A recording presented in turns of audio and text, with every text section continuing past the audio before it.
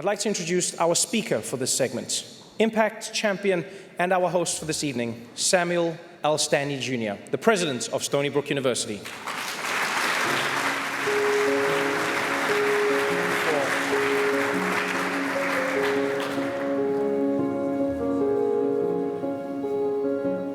Now, before I let you take the stage, so I think this is really admirable. A lot of people don't know this, but Stony Brook University is the only campus in the United States that houses a center for men and masculinity. And this is truly exciting because HeForShe is working closely with the center on redefining what masculinity looks like. And honestly, I'm sure that Mr. Stanley will have some interesting thoughts on that. So it is an honor to introduce you. Thank you.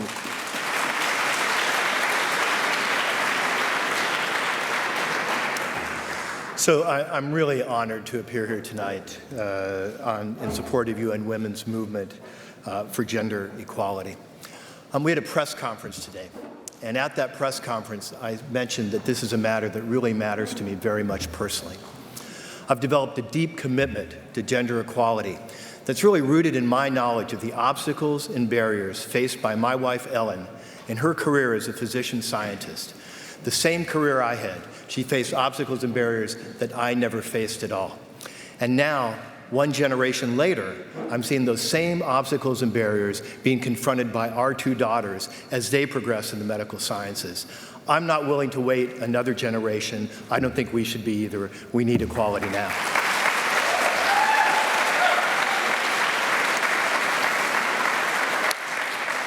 So that's why it's so important to me that Stony Brook University be at the forefront in the struggle for gender equality, and being one of the 10 HeForShe University champions provides a powerful platform to achieve that goal.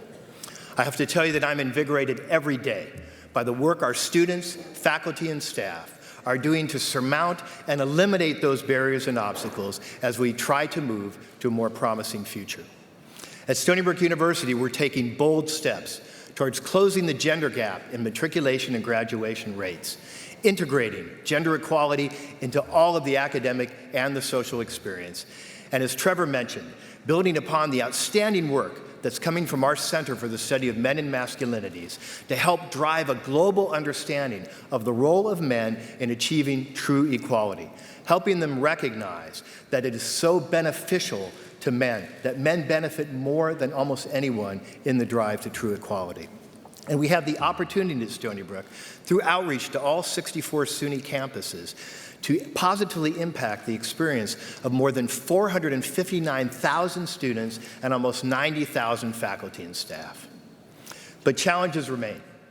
Academics must do a better job of educating themselves about their inherent biases and the impacts they have on the career path of women in academia, science, and medicine. Society as a whole must continue to evolve in search of a world free of violence and discrimination. Only 5 years ago today, the United States military ended its don't ask, don't tell policy, allowing gay men and women to serve openly for the first time.